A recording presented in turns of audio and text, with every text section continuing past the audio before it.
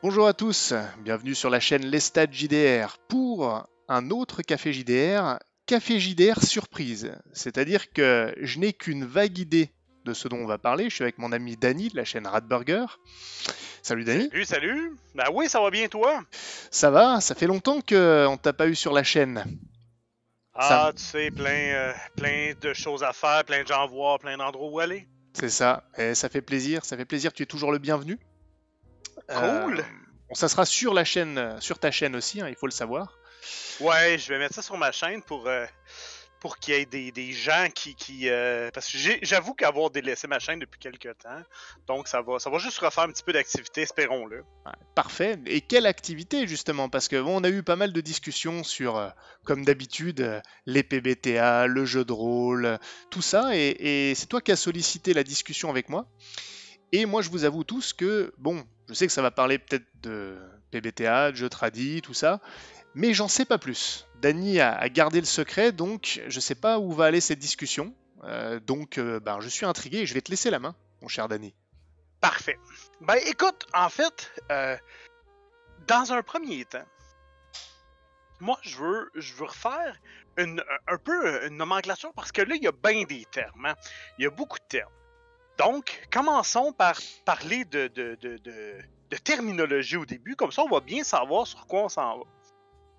Ok. Si je te dis jeu de rôle alternatif, moi j'ai en tête un jeu de rôle qui n'a pas une structure standard, c'est-à-dire un maître de jeu. Là, la définition des pouvoirs, la balance des pouvoirs, tout ça, on peut la mettre de côté pour tout de suite, mais disons qu'il y a un maître de jeu, donc un joueur avec un rôle particulier, et des joueurs qui incarnent des personnages. Ça, c'est une structure standard. Jusqu'à là, on s'entend? Ouais, ouais, complètement. Bon.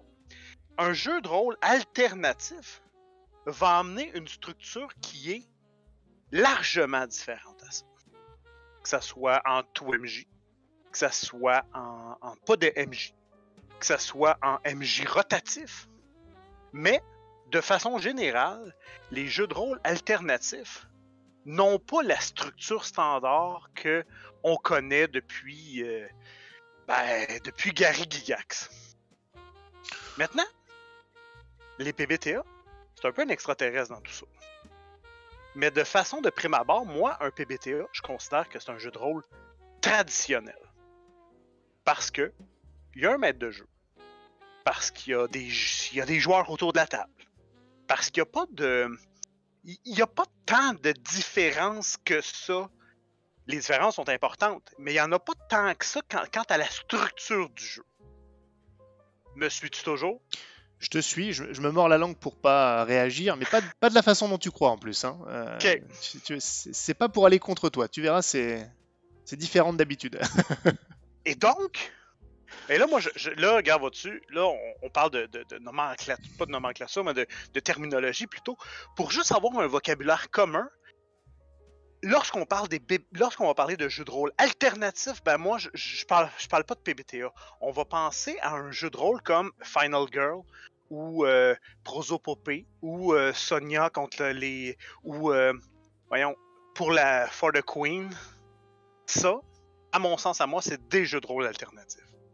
Les PBTA, ils ont une structure complètement standard. Complètement standard. Ok.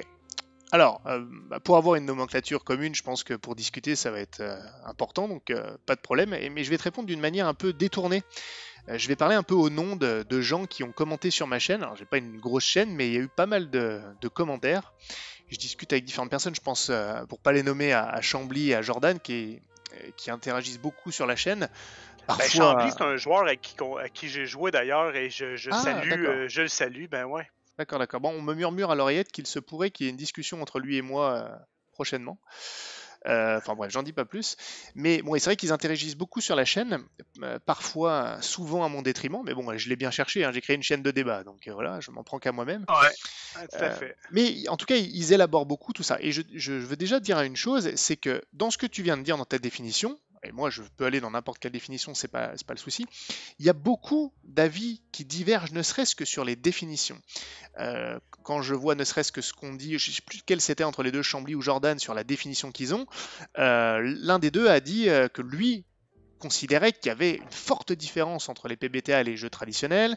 J'ai parlé à Christophe qui lui considère que les PBTA sont des jeux alternatifs, mais font partie des jeux alternatifs, ils en font bien partie, et toi, tu les rapproches plus que des jeux traditionnels. Donc ce que je veux dire par là, sans moi m'engager pour l'instant dans une définition, on voit que c'est quand même assez divers. Et quand j'en entends certains qui disent oui, il y a des définitions établies par tout le monde, c'est comme ci, c'est comme ça. Non, non, qu'on parle à Dany, à Christophe, à Chambly, à Jordan, il n'y a pas les mêmes définitions sur ce qu'est le jeu alternatif, le PBTA, le jeu traditionnel. Donc c'est vrai que c'est très compliqué parfois d'avoir des débats, parce qu'on pense qu'on parle de la même chose et en fait non. Voilà. Puis écoute, t'as 100% raison. Il y a autant de définitions. Tu sais, juste la définition de est-ce réellement un jeu. Est-ce que Fort de Queen, c'est réellement un jeu de rôle? Ouf. Et on pourrait partir là-dessus. Mais en fait, pour les besoins du débat, moi, c'est un peu pour ça que je t'amène cette terminologie-là. Maintenant, est-ce que tout le monde serait d'accord? Ben non. Est-ce que c'est la bonne définition? Selon moi, oui. Selon d'autres, non. Et je pense pas que ce soit la nature du débat en soi. Je suis si t'es d'accord. d'accord, moi je pense qu'on peut utiliser ça. Et écoute, si des gens veulent se fendre à critiquer, ben écoute... Et ils le feront, moi, ils le feront, c'est certain. Ben voilà. Et juste un truc quand même avant, parce que donc on va voir, je te laisserai aller où tu veux aller, mais que tu vois moi, quelle est ma connaissance des PBTA, tout ça, parce que je pense qu'elle n'est pas aussi étayée que la tienne. Hein. Je vais te donner quand même, moi, comment j'y suis venu, en fait, à en parler, pour que tu connaisses mes limitations, peut-être, mes limites. Voilà. Moi, j'ai découvert les jeux alternatifs d'abord par les PBTA, Dungeon World, qui est le moins PBTA des PBTA, bref, je vais pas revenir là-dessus. Et je vais être honnête, même toutes les critiques que je peux en faire ou tout ça, ça tourne beaucoup autour de deux éléments. Mais je vais peut-être te rejoindre là-dessus. Je parle pas de la critique, hein, je parle de comment je les vois, comment je les définis. PBTA, jeux alternatifs. Moi, effectivement, il y avait et c'est exactement ce que tu as dit, une différence de structure avec une abolition un peu de l'asymétrie autour de la table. Donc, le fait de dire c'est plus un MJ des joueurs exactement. Là-dessus, c'est comme ça que je les voyais aussi, donc pas de souci. Et il y avait cette histoire, ce qui est un peu lié, mais de partage narratif, qui pour moi est un élément qui a vraiment pas dans le jeu traditionnel, ou très très peu. Et c'est un truc que, en tout cas, moi, je l'ai découvert par le biais de ma découverte avec les PBTA. Donc, j'associe vraiment ce concept, le partage narratif, au PBTA et donc de manière plus générale aux jeux alternatifs. Par contre, et je termine là-dessus, je peux beaucoup plus parler de PBTA sans être un expert, en tout cas sur ces deux aspects, que des autres jeux alternatifs dont tu parles, où là, je vais admettre que j'ai une connaissance extrêmement limitée des bribes de choses que j'ai entendues. Bon, c'est là que commence le débat. Je te l'annonce. Vas-y. Dans un premier temps, vois-tu, tout le côté contrôle, le partage narratif, là, c'est pas une donnée commune à tous les PBTA. Il n'y a pas de... chacun des PBTA, parce que c'est une grande famille dysfonctionnelle. Hein. Et le plus dysfonctionnel de la bande, c'est Apocalypse World, qui est le jeu de base. Mais, ben écoute, moi, Apocalypse World, juste le lire, a été un effort, un grand effort. Ça a été très dur à lire. Puis, mais on va y venir. Partage narratif, je suis pas d'accord avec toi. Parce que si on regarde, vois-tu, on va regarder dans Brigandine. Ben, Brigandine, il y a une certaine mesure de partage narratif dans le cadre des points de fortune. Où est-ce qu'on permet à des joueurs d'introduire des éléments avec des points de fortune. Savage World l'a inclus aussi. Seven Seas a aussi une mécanique qui permet aux joueurs de valider ou d'amener des points dans le jeu qui font changer... en fait, que ce ne sera pas le maître qui va raconter, mais le joueur en soi. Bon, Tu vas me dire, c'est balisé, bon, oui, effectivement. Ouais, c'est toute la Mais, différence pour moi. En fait, c'est ben, ça. C'est toute la mais ça l'est différence. aussi, dans certains PBTA où est-ce que c'est effectivement, t'as raison qu'il y a beaucoup plus place à ça. Mais là, tu me disais que t'avais joué à Dungeon World. As-tu joué à d'autres jeux? Non, non, non, j'ai pas joué, j'ai pas joué, j'ai vu, j'ai regardé des actuels plays Ok. de jeux narratifs, j'ai regardé beaucoup ce qui tournait autour de ça. Juste, je voudrais quand même rebondir sur 2 points. Euh, Honnêtement, je vais te dire un truc. Moi, que le partage narratif, ce soit par essence du PBTA ou pas, je vais être honnête avec toi, je m'en contrefous. À la limite, moi, quand je débat du partage narratif, je débat du partage narratif en tant que tel. Par contre, tu m'accorderas quand même que c'est un truc qui est beaucoup plus courant dans le PBTA que dans le jeu traditionnel. On pourra toujours trouver quelques éléments, et je vais rebondir là-dessus, dans le jeu traditionnel. Et je dis même pas d'ailleurs qu'on ne peut pas utiliser du partage narratif dans des jeux traditionnels. Tu le fais très bien dans tes campagnes, et encore de manière légère dans les campagnes qu'on a jouées à Brigandine, là, les Ouais. Inquisiteurs, tout ça. Donc j'ai jamais contesté que ça pouvait pas être utilisé dans du traditionnel. Euh, Au contraire, d'ailleurs, je conteste souvent le fait que les PBTA s'accaparent des idées exclusives, mais force est de constater quand même que c'est un concept hautement démocratisé dans le monde du PBTA, beaucoup plus que dans le traditionnel. On peut s'attarder sur les détails, mais c'est souvent là. Et deuxième point, mais à la limite, encore une fois, qu'on me dise oui, c'est pas tout à fait issu du PBTA, c'est partout. Bon, peu m'importe. Mais par contre, ce que tu as mentionné, pour moi, c'est toute la différence. Euh, Ça me fait penser à un exemple que tu avais donné, et Christophe avait donné le même sur une partie de Demigods, où Ouais. il y avait eu du gros partage narratif parce que le gars déclenchait je sais pas, une ascension, une capacité du personnage, etc. Mais pour Mm. moi, ça, c'est pas du partage narratif. Alors, ça en est un de manière absolue, mais c'est pas le partage narratif auquel je pense, parce qu'il est régi par une capacité inhérente au personnage. Là, dans la narration, c'est un pouvoir qui est déclenché et qui te donne un pouvoir au personnage qui est le même que le joueur. Pour moi, le partage narratif, au sens où on l'entend et au sens où il est souvent débattu, c'est lorsqu'il y a une différence entre le pouvoir du personnage et son joueur. Et le joueur a un pouvoir de création supérieur à celui du personnage. Je Oui. décrète que tel bonhomme est mon frère dans le jeu. Alors que le personnage ne peut pas du tout décréter un truc pareil. Mais je pense il faut quand même faire attention. Le stade, quand même, qu'il n'y a pas. Tu sais, ça, c'est une technique de narration. Tu sais, je veux dire, si tu regardes sur la chaîne Les Aventureux, tu vas regarder, mettons, ou Christophe dans l'Armée des Morts, il n'y a pas beaucoup de partage narratif. Non, c'est vrai. Je suis Il n'y d'accord. en a pas beaucoup. Si tu regardes Masque avec Bruno, il n'y a pas beaucoup de partage narratif. Le partage narratif, c'est une. Là, on va parler de l'essence des PBTA, mais effectivement, c'est dans l'air du temps, dans le roleplay libre, dans le freeform roleplay, là, des fois on va l'appeler dans certains jeux comme dans Final Girl, mais c'est pas quelque chose c'est quelque chose qui est vraiment influencé par la culture, effectivement, mais c'est pas quelque chose qui est c'est dans l'ADN, mais il n'y a pas une obligation. Et là, ça je t'aimes ou t'aimes pas. Toi, je sais que toi t'aimes l'oligarchie du maître de jeu. Ah, tout de suite. Je, Mais oui, je oui, sais. absolument, absolument.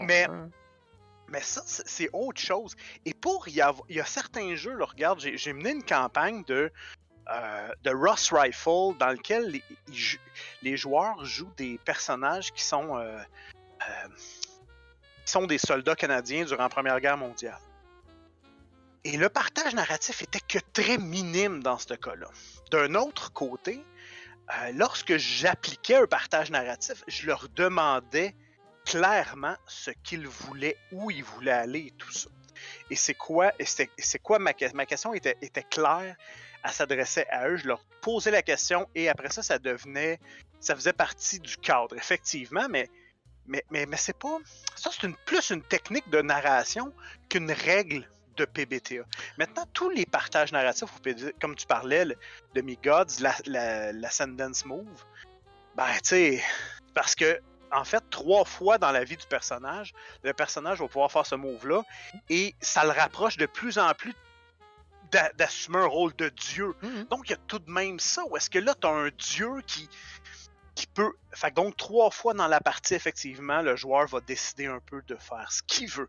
Mais ça se rattache à autre chose, ça, par exemple. Non, mais c'est ce que je disais, ça c'est ce que je disais. Pour moi, ça c'est pas du vrai partage narratif au sens où il est souvent débattu parce que c'est intrinsèque à l'histoire et au pouvoir du personnage. Mais je voudrais quand même réagir, excuse-moi, mais c'est important parce que je voudrais juste clarifier un point. Tu as marqué un point que je fais souvent. Et je te remercie puisque en fait je vais être d'accord avec toi. Tu as fait une différence fondamentale entre le PBTA, ce qu'il est intrinsèquement en termes de règles, et la culture qu'il y a derrière. Et je sais pas si tu as regardé mes dernières vidéos, mais c'est exactement ce que je dis. Moi, ça me fâche. C'est un point qui me fâche pour 2 raisons. Ah non, tu viens de dire la même chose que moi. Tu viens de dire la même chose. Parce que là, tu me parles de culture, et là, tu vas me parler de mouvance des PBTA. Ouais. Et là, on va plaquer à ça toute la culture des jeux alternatifs qui n'ont rien à voir avec les PBTA en soi. Peut-être. Où un maître de jeu est assis. Et attends une minute. Et puis après ça, je te laisse parler. Et sais-tu quoi? Il y a des... Ce qui m'allume, ce qui me trigger, en même temps, on est dans le débat, puis c'est bien sympathique, c'est que souvent, les gens qui vont parler du PBTA at large savent pas exactement c'est quoi la différence entre un jeu alternatif à la tout MJ ou pas MJ ou peu importe, et un PBTA.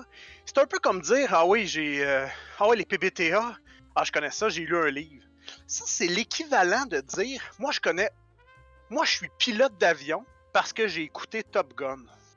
Et c'est un peu le feeling que j'ai avec tous les gens qui parlent des PBTA en se disant « Ah, ça n'a pas de sens, ça. » Et je me dis « My God, ces gens-là doivent avoir joué plusieurs parties de PBTA. » Et il n'en est rien.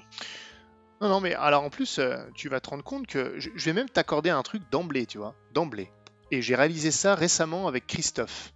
Moi, je mettais dans le même sac, par mon manque de connaissances sur les jeux alternatifs, je l'ai dit en préambule, PBTA, jeux alternatifs. Il y a des passerelles, ça je le nierai, et pour moi il y a des passerelles. Le PBTA a sans doute mené aux jeux alternatifs. C'est pas parce que c'est pas tout à fait la même chose qu'il n'y a pas eu une progression dans ce sens. On pourrait parler il y a plein d'autres sujets comme ça. Je sais pas le moment de les aborder, mais il y en a plein. Voilà, ça commence doucement et ensuite ça va. Bref. Mais moi, je suis prêt à t'admettre là d'emblée que, ok, d'accord, les PBTA, c'est pas la même chose que tous les jeux alternatifs. Pas de problème. Franchement, et je vais même te rejoindre sur un point, et pour le coup, c'est même des arguments que j'ai employés en débat plusieurs fois, et même mon joueur Ligos employait ces arguments. Moi, je voyais beaucoup de différences entre ce que disaient des joueurs adeptes de PBTA et de jeux alternatifs, je mets les deux, ils disent beaucoup de choses, et quand je regarde leurs parties, notamment de PBTA, effectivement, je vois beaucoup moins de différences en pratique que dans la théorie lorsque c'est discuté. Donc c'est pour ça que je suis tout à fait prêt, moi, à te rejoindre, mais je sais que ça va en faire enrager certains de ceux qui nous écoutent, de dire que le PBTA est beaucoup plus proche que ce qui est dit du jeu traditionnel.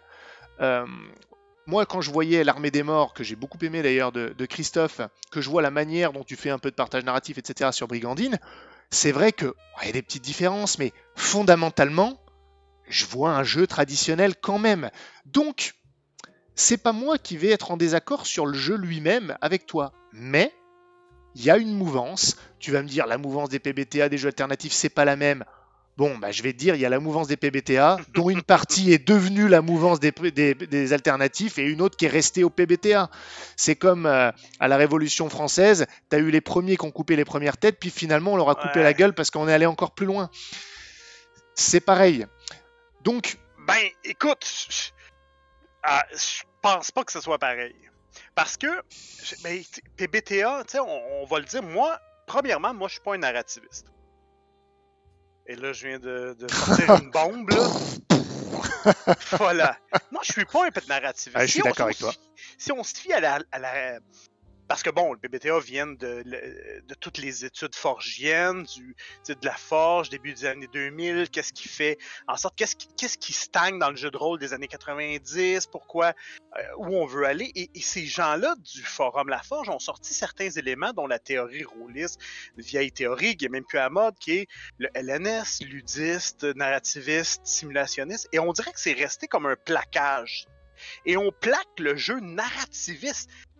Moi, je ne suis pas un narrativiste. Je suis d'accord avec toi. Je suis un simulationniste. Je suis clairement un simulationniste. Mais pas au terme simulationniste qu'il faut que ça ressemble à la vie réelle. Non. Au terme que, quand je vais jouer à quelque chose, je m'attends à une expérience. Si on joue un slasher et que on survit tous à la fin, je ne serai pas content. Pourquoi? Parce que ça répond pas à mon canon esthétique que j'ai d'un slasher. Et les PBTA viennent directement mettre le doigt sur ce que j'ai envie de jouer sur certains canons. Ce que les jeux de rôle ont tendance à ne pas faire. Les jeux à structure standard. Et là, on pourrait tomber dans plein de choses. On va essayer de laisser de côté tout ce qui est système Does Matter et tout ça, mais le système du PBTA, et c'est là que tous les jeux alternatifs, regarde, je te lance quelque chose et après ça, je te laisse. Mais le quitte pas parce qu'on va tomber d'accord. Donc le quitte pas ce truc-là. Moi, je suis d'accord avec ce que tu es en train de dire là. Vas-y. Et je vais arriver avec un jeu de rôle. Tiens, je prends Donjons et Dragons. Donjons et Dragons et tous les jeux de rôle à structure standard, système de résolution qui sont un peu tout allés, sont bons dans tout, mais excellents dans rien. Ils font le travail, et moi c'est pour ça que les jeux génériques, j'ai beaucoup de difficultés à croire que les jeux. Tiens, bon, là on est dans le système Does Matter, je veux pas aller là, mais le PBTA, lui, ce qu'il vient faire, c'est selon un espèce de squelette commun, il vient cibler exactement ce que on veut avoir comme ambiance. Là, maintenant, le PBTA a des grands avantages, mais il y a aussi des grandes limites. Et c'est pour ça qu'il faut tempérer tout ça. Quand on parle de mouvance, et tout là, on a tendance à amener le narrativisme, le wokisme, le fait de l'appropriation culturelle, le ci, le ça, le fait de le queer-friendly. Ça commence à brûler là, attention, tu sens là quand les levées de bouclier, tu commences à... Attention, hein. Attention Dany. Tu sais que c'est pas celui-là le débat qu'on devait avoir, tu me l'avais proposé celui-là. Ouais. Ça va venir, ça va venir.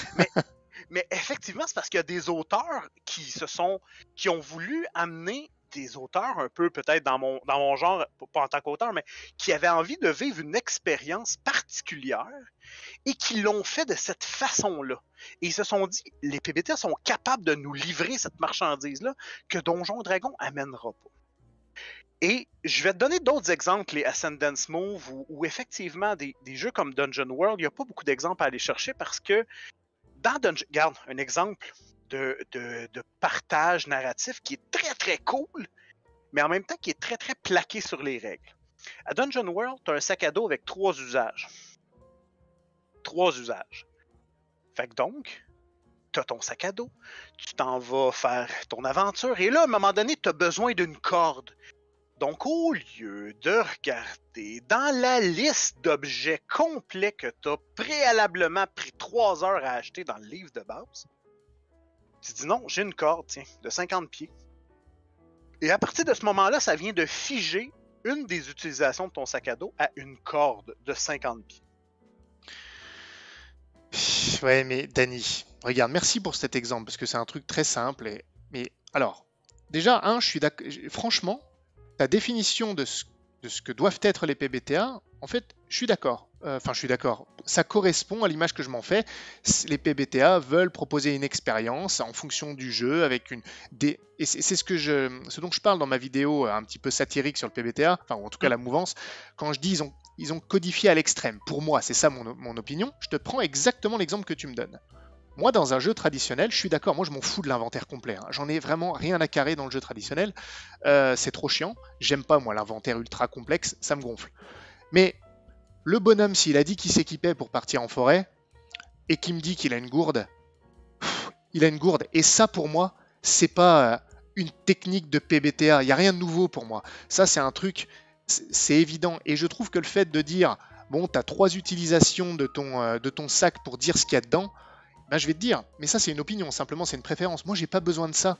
La structure traditionnelle me va très bien parce que j'ai pas besoin d'une règle PBTA de me dire tu as 3 utilisations pour que le gars ait le droit de sortir sa gourde ou sa Ah, mais corde. attends les stats.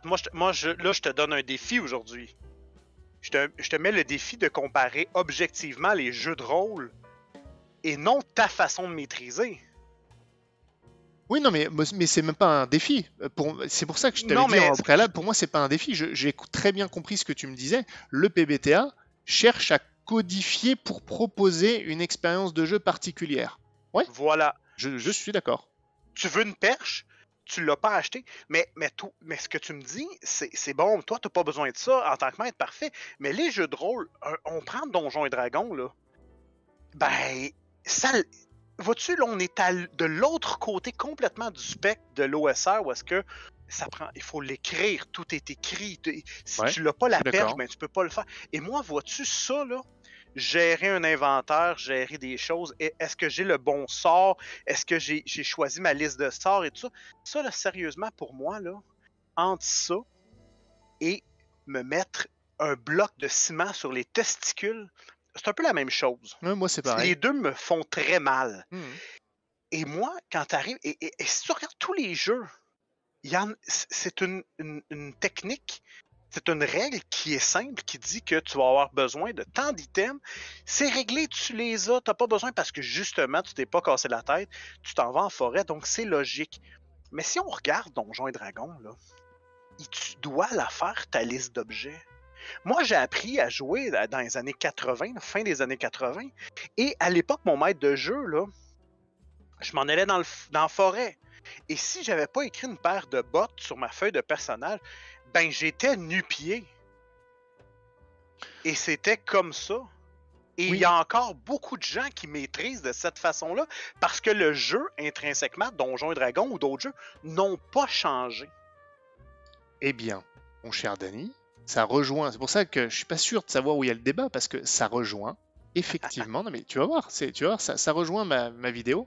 En plus, elle a beau être satirique, je suis sincère quand je parle des apports des PBTA. En fait, on rejoint l'opinion de Christophe. Les PBTA sont des, euh, des théorisants, je sais pas Hmm? comment on le dirait, d'une idée comme toi. Ouais, c'est des bonhommes. C'était comme se prendre un fer, une barre chauffée, pardon, je vais y arriver. Un fer chauffé à blanc, je vais y arriver, Ouais. sur les parties, que de devoir mettre un inventaire. Donc ils ont proposé des jeux de rôle avec des règles qui vont favoriser un certain comportement qui permet de se libérer de son inventaire. Et, je l'ai dit, ça a démocratisé le Ouais. fait de se sortir de ce carcan de règles d'inventaire au détail près. Et je suis d'accord avec toi. C'est pour ça que, bien sûr, là-dessus, les PBTA ont apporté en codifiant un peu ça. Je trouve qu'ils sont allés trop loin sur certains aspects, mais ce que tu viens de décrire, pour moi, non mais si tu veux, après on peut débattre du détail, mais sur le fond, ce que tu dis, c'est la vision que j'ai des PBTA, et ça, c'est un des aspects positifs de la démocratisation de ce que tu viens de décrire. Parfait. Parce que, à quelque part, tu sais, pour clore cet aspect-là, on est d'accord, pour clore cet aspect-là, le PBTA, lui, ce qu'il vient faire, effectivement, c'est une bande de gars de mon âge, dans la quarantaine, qui ont aujourd'hui dans la quarantaine, dans la cinquantaine, lorsqu'on fait le forum, se sont dit, bon, c'est quoi les éléments qui nous font chier dans le jeu de rôle? Mhm. C'est quoi les éléments? Gérer un inventaire, clairement, ça nous fait chier. Parfait. Faire des plans, faire des ci, faire des ça. Là, maintenant, ils ont inventé des jeux qui répondaient à ce qui les faisait chier dans le jeu de rôle. Et ils ont simplifié ça en me plaquant une mécanique là-dessus Très bien. qui règle la question. Bon, voilà. Maintenant, quand ils sont arrivés avec ça, ils ont dit il y a certaines règles qui vont être règles ou plutôt des mesures, des aides à pas à la pensée, mais à la si on veut les 10 commandements ben, on va en faire quelques-uns qui vont s'appliquer à tous les PBTA. En fait, ils sont partis avec ça. Et ça, c'est des règles que tous les PBTA suivent dans une certaine mesure. Et ça, c'est là qu'arrive un certain changement de culture. Ah, voilà. C'est là ça va venir. Parce que une des règles, la première règle, c'est tu dois être fan de tes personnages. C'est pas moi qui l'ai inventé. Tu dois être fan de tes personnages. Donc, ça veut dire quoi, ça? Ça veut dire qu'on doit placer le personnage au centre de l'action. Ça veut dire qu'on doit le placer, lui, au centre de l'action et que ça soit lui qui soit... Et là, tu peux l'interpréter de plein de façons parce que chacun des jeux PBTA va y agrémenter d'un petit texte qui va y donner la sauce, le goût du PBTA en soi. Et il y a plein des gens qui sont partis avec ça en se disant, bon, mais tout ce qui n'est pas character-driven story, c'est de la merde. Et ça, vois-tu, c'est des... Là, on tombe dans de l'extrémisme. Bon, ben voilà. Mais attention, c'est un peu la même chose. Bon, on parle d'extrémisme, mais c'est un peu la même chose que lorsque moi je vois des réacs qui disent « Ah, c'est de la nouveauté, c'est n'importe quoi, brûlons l'hérétique! » Et on le voit. Fait que donc ça ouvre la porte au character driven. Le deuxième aspect, c'est, là je sais que c'est là que toi et moi on a une grosse divergence d'opinion. Une des règles qui est universelle à tous les PBTA, ça dit, en fait, jouons pour voir jusqu'où ça va mener. Donc, ça présuppose que l'histoire n'est pas figée, que l'histoire n'est pas à découvrir, que c'est pas un puzzle, c'est pas un puzzle à résoudre, mais plutôt une histoire émergente. Ah ouais, alors ça c'est horrible. Ça c'est horrible. Ben, c'est horrible, encore une fois. C'est horrible pour toi, parce que moi, j'écoute tes vidéos. Attends. Je t'arrête, parce qu'effectivement, je veux juste replacer le truc. Je me permets des petites piques comme ça gentilles, mais qu'on s'entende. Parce que, attention, le point de départ du débat, c'était de définir les choses. Donc, juste par rapport à ce que tu viens de dire, encore une fois, on est en phase. C'est aussi ça, les PBTA. Tu vois, donc la preuve que j'ai quand même une conception de ce que c'est. Effectivement, dans les PBTA, en tout cas dans beaucoup, on constate que le fait de faire émerger une histoire qui n'est donc pas définie à l'avance, et encore une fois, attention, il y a l'histoire avec les personnages joueurs, et il y a la toile de fond. Attention, qu'on ne me fasse pas dire ce que j'ai pas dit, c'est-à-dire qu'évidemment, que comme on n'a pas encore joué l'histoire avec les personnages joueurs, elle va de toute façon être émergente, même dans un jeu traditionnel, puisqu'on ne sait pas ce qui va se passer. D'accord ? Ouais, mais... Disons ce qu'il y en est, on va appeler un chat. La stat, t'es une... C'est tout à ton honneur. Comme tu le dis souvent, t'es un amoureux de l'intrigue fouillée, recherchée, qui est poussée. Oui, mais ça, c'est toi. Et effectivement, le PBTA ira pas dans ce sens-là. Ça, c'est clair. Non, mais bien sûr, mais encore une fois, c'est comment dirais-je, je suis d'accord, c'est là où il y a une différence et que les PBTA sont plus là-dessus. Mais encore une fois, ce que je voulais dire, du coup là tu m'as coupé, je sais plus où je voulais aller. Une technique. Non, ça y est, j'ai repris. Toute histoire va être émergente, même dans le traditionnel. Ce qui m'embête et encore une fois, non pas dans le PBTA, mais dans certains tenants, c'est même pas le PBTA, parce que tu viens de le définir. Le PBTA, c'est ça, il va y avoir une intrigue émergente. Ce qui n'est pas la même chose qu'une histoire émergente. Toute histoire est émergente. Moi, quand je joue, j'ai beau avoir une intrigue ultra fouillée, je sais pas comment ça va se dérouler avec les joueurs. Encore récemment, j'ai eu un truc, j'aurais jamais anticipé ça. Pourtant, je suis pas mal bon pour anticiper. Mais là, ils ont fait un truc... Ça a pris une direction complètement opposée à ce que je pensais.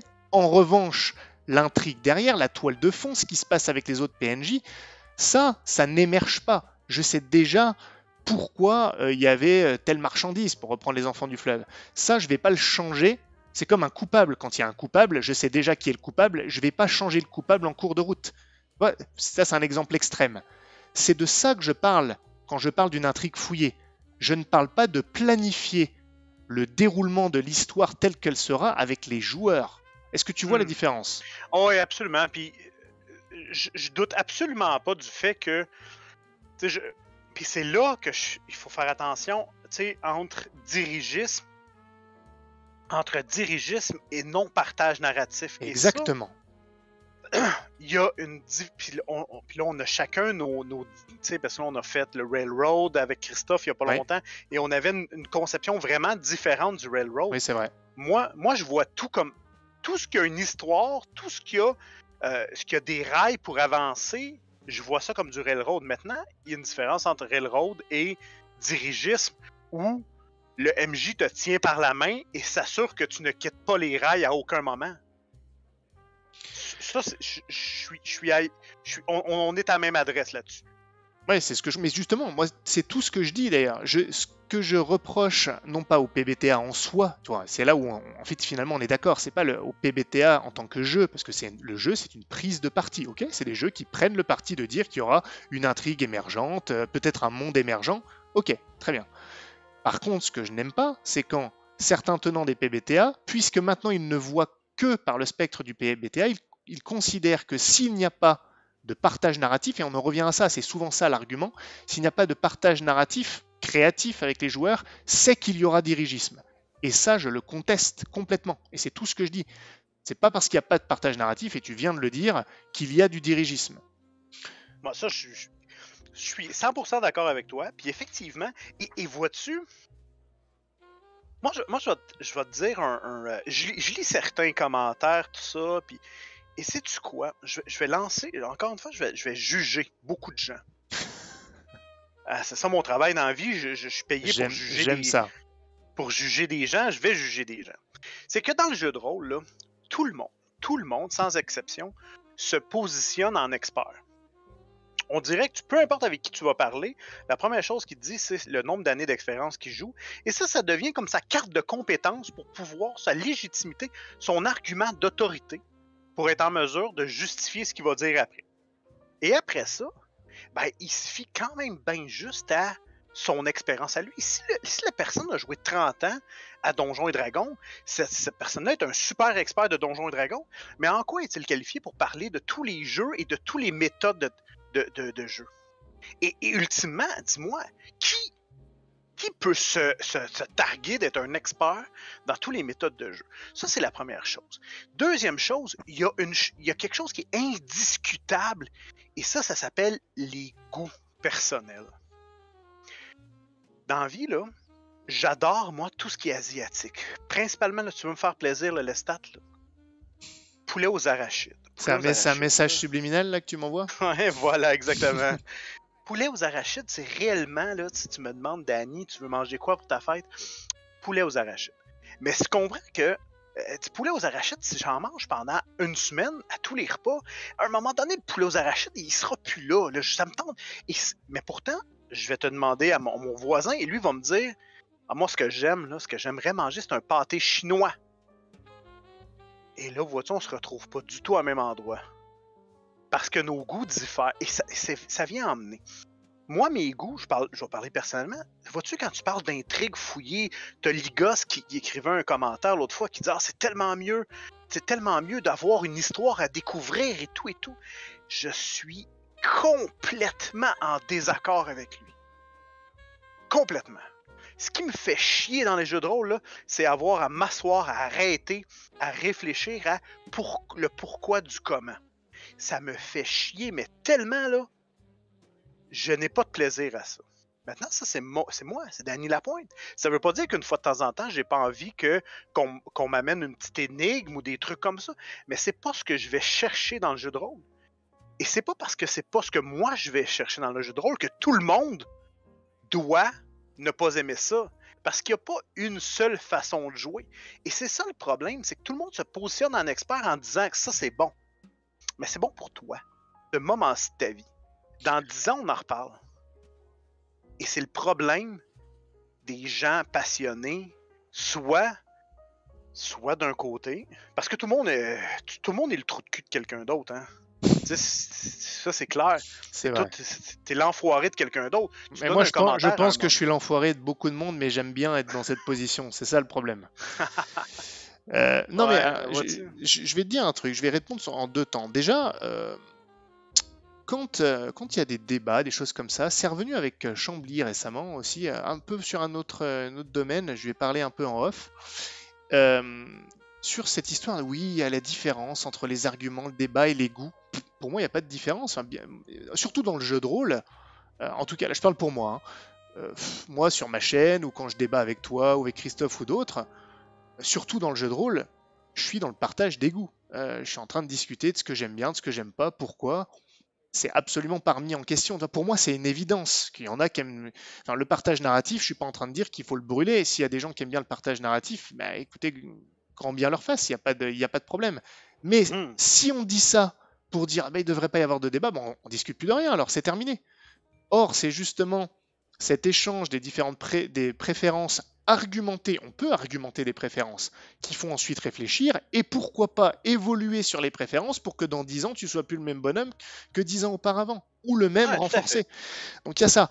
En revanche, et je termine là-dessus, parce que j'allais quand même quelque part là-dessus, et oui, là où ça devient problématique, mais quoi que tu l'as déjà un peu dit avant moi en fait, et c'est encore une fois ce que je dénonce parce que je trouve qu'on le voit plus dans la mouvance PBTA que dans la mouvance traditionnaliste, je peux me tromper, au final je m'en tape un peu, mais c'est que justement, il y ait une accaparation, donc là je reprends les termes que j'utilise, notamment du terme narration, d'une mouvance par rapport à une autre. Et là finalement, la préférence devient nuisible quand elle devient prosélyte, qu'elle s'accapare des éléments d'une autre mouvance, qu'elle dénigre l'autre et qu'elle empiète en fait sur le loisir au sens large, quand ça devient vraiment... Là je prends l'exemple extrême, tu vois, hein, lorsque ça arrive. Ce qui se passe autour d'une table, on s'en fout. Ce qui se passe autour de deux tables, on s'en fout aussi. C'est un peu comme le truc du MJPay. Autour de trois tables, on s'en fout. Puis au bout d'un moment, je dis n'importe quoi, hein, c'est sur 1000 tables. Et ça influence le loisir dans son ensemble. Et je vais prendre un extrême, il n'y a peut-être aucune chance que ça arrive, mais c'est pour l'argument. Si le mouvement narrativiste, le partage narratif devenait si populaire qu'on ne trouvait à 90% plus que ça dans le loisir, et ben là ça commence à me toucher moi et là ça commence à m'emmerder. Parce que là c'est plus juste au niveau d'une table, ça transforme le loisir complètement tel que moi je l'aimais. Donc jusqu'à... Tu vois ce que je veux dire? C'est pas que la préférence individuelle quand ça devient global. Ah, mais si là, on discute, là, on est vraiment au champ gauche, là, mais ici, tout 90% du loisir devient de cette façon. Est-ce que c'est un.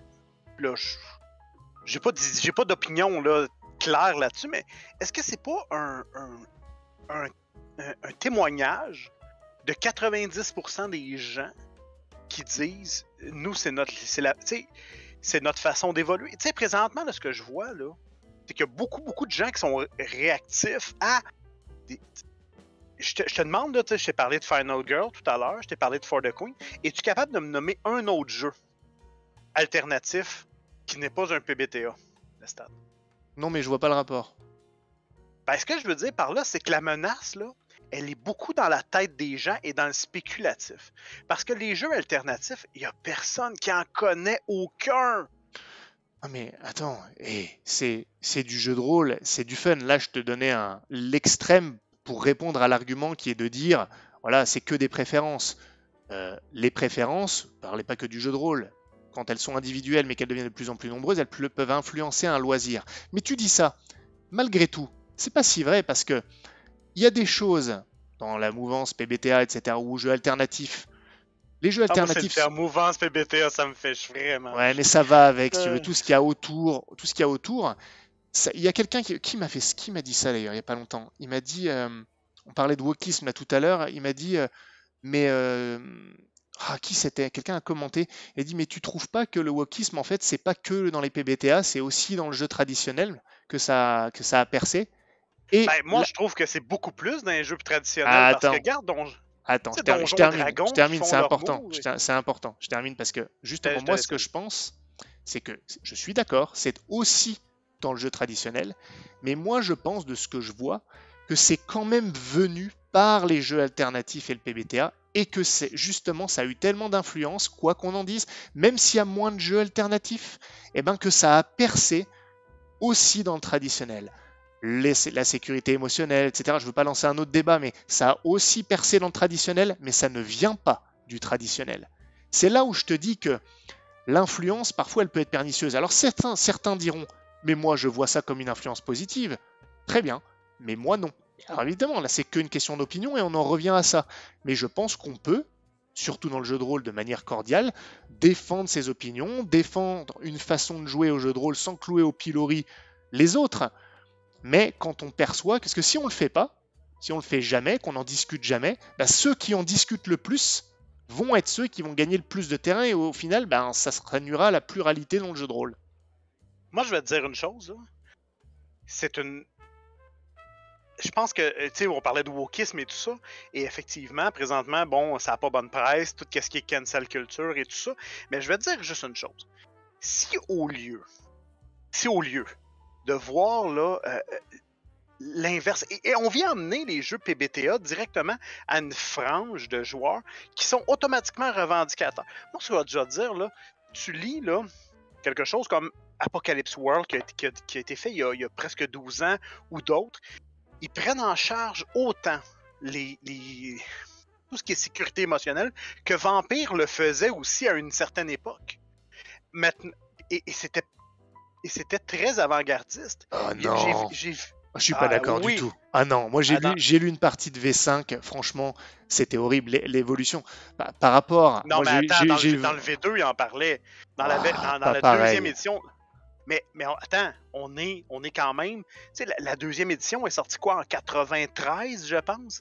On est presque 30 ans plus tard. Ah oui, mais 30 ans plus tard, c'est plus du tout la même chose. Hein. Je peux t'assurer qu'entre Vampire V3, moi je crois que c'est la V3 que j'avais, et le V5 que j'ai vu, mon Dieu. Et on est ailleurs, clairement, mais Donjons et Dragons, c'est la même chose, et tout ça. Parce qu'il y a une frange de la population, il y a une frange des joueurs qui le demandent. Là, est-ce que je suis pour, je suis contre ça? C'est pas ça le débat. Moi, ce que je veux dire, c'est que c'est pas les gens qui...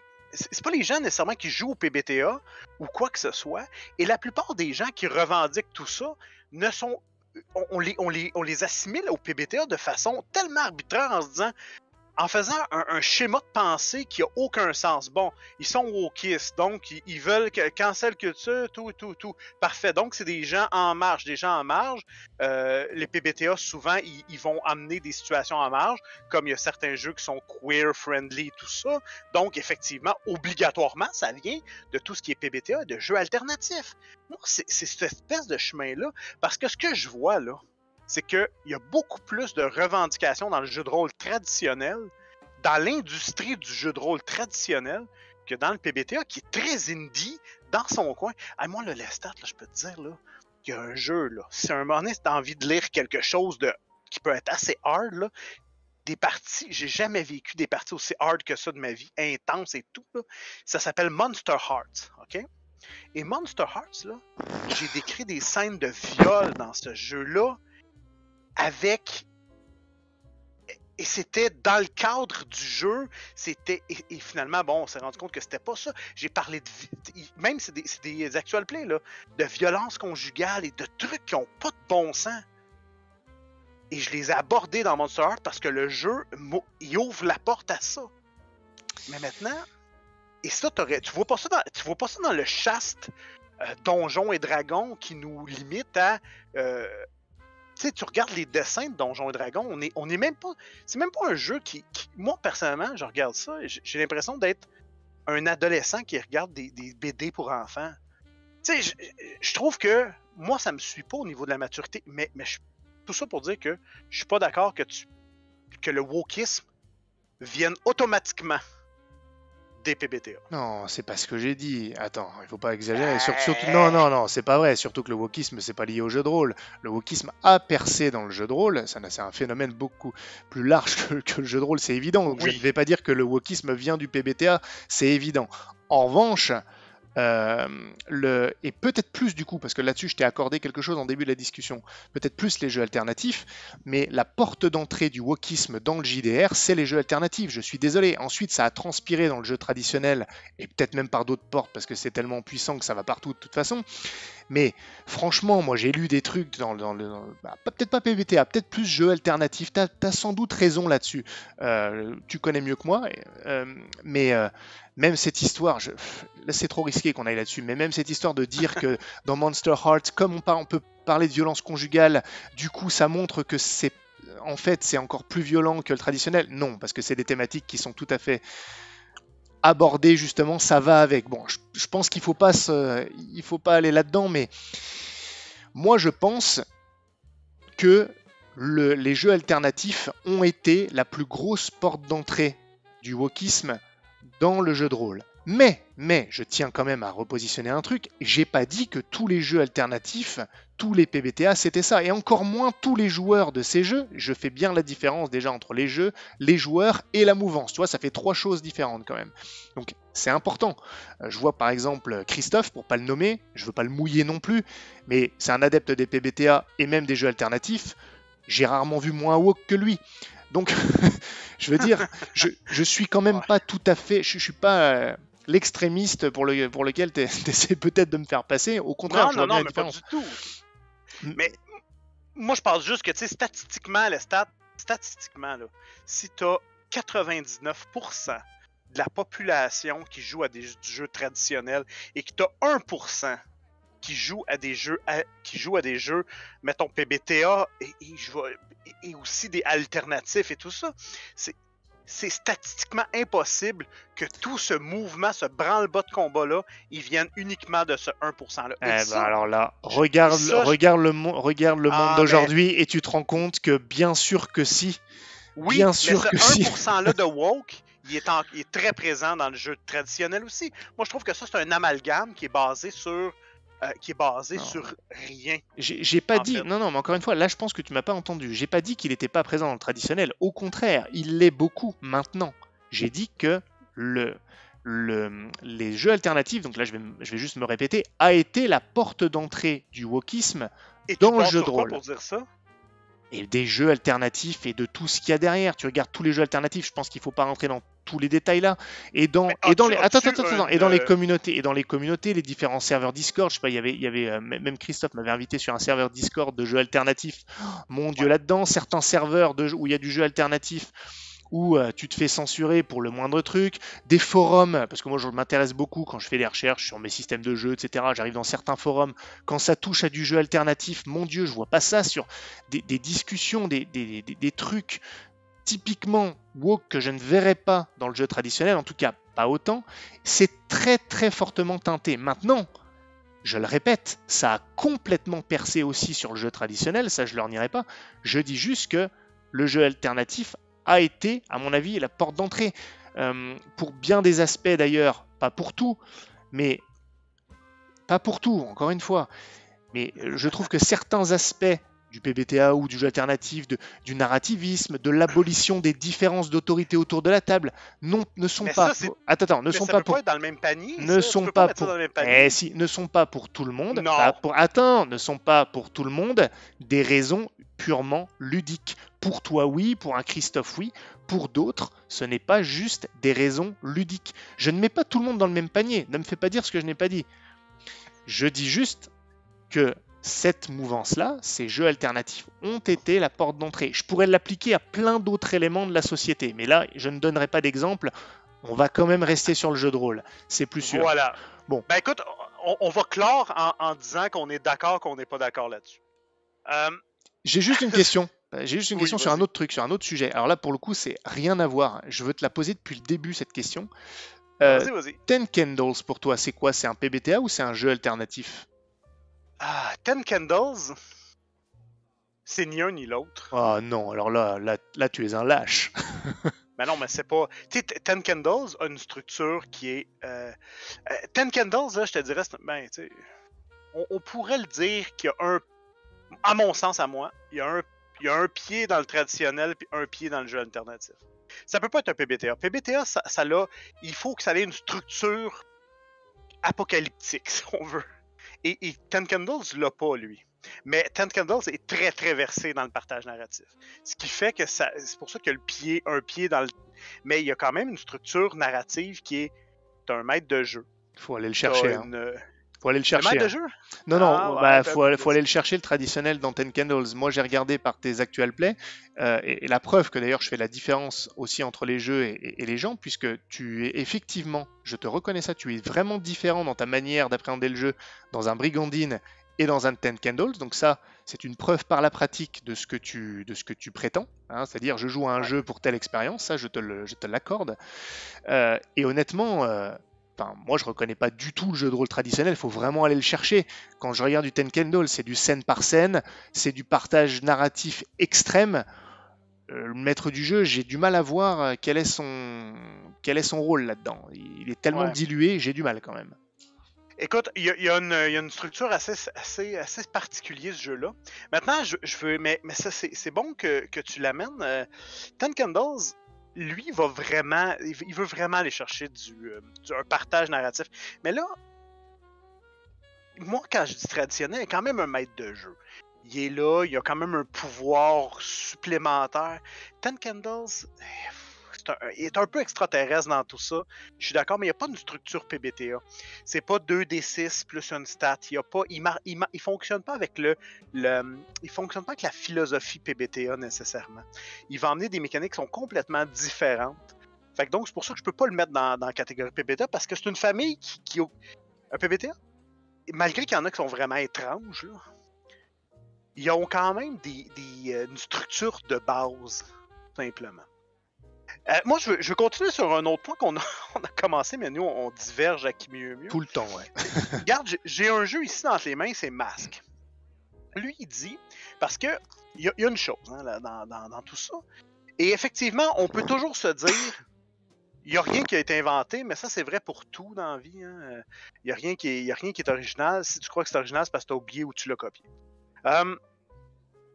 Lui, il vient dire, bon, make the character superheroes live super heroic. Fait que là, on lui dit, ben, sois héroïque, faut que le personnage soit en plein milieu, si on en a parlé. Bon, il dit aussi play to find out what change. Donc, c'est un peu, un changement à jouer pour voir où ça va nous amener. Et c'est là l'improvisation. Là, on a déjà eu cette discussion ensemble. Et je vais juste te mener. Tu me parlais l'autre fois, tu me disais, ah, Danny, c'est plus dans le discours et tout ça, dans la façon. Parce que dans la façon de jouer, nos façons de jouer se ressemblent beaucoup. Tu te souviens, tu m'as dit ça? Attends, je réfléchis. Oui, je me souviens que je t'ai dit ça. Attends, j'essaie de me souvenir dans quel contexte. On parlait d'improvisation. On parlait de la façon la façon de l'appréhender versus la façon réelle de jouer. Ah, ouais. Je pense qu'on prépare pas de la même manière, ça c'est sûr. Par contre, je pense que quand ça se transcrit dans le jeu, je vois pas une différence colossale effectivement à regarder en actual play ou même à jouer. Je vois, on perçoit où sont les différences du fait qu'il y a des choses improvisées, moins préparées, moins fouillées, etc. Ok, mais en définitive, la différence, elle n'est pas aussi marquée que sur les débats théoriques. Voilà, c'est ce que je voulais dire. Mais oui, ok. Parfait. Dans les PBTA, ça c'est une règle. Préparer trop dans un PBTA, c'est une règle. Ça fait partie de la grande philosophie des jeux.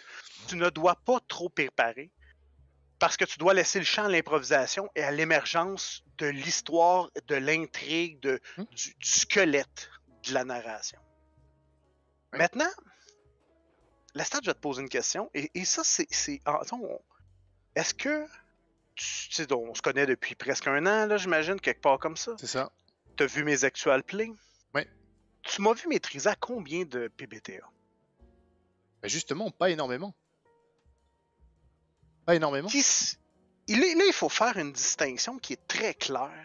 C'est que les PBTA, ils ont des avantages qui sont extrêmement grands qu'aucun jeu de rôle traditionnel ne peut.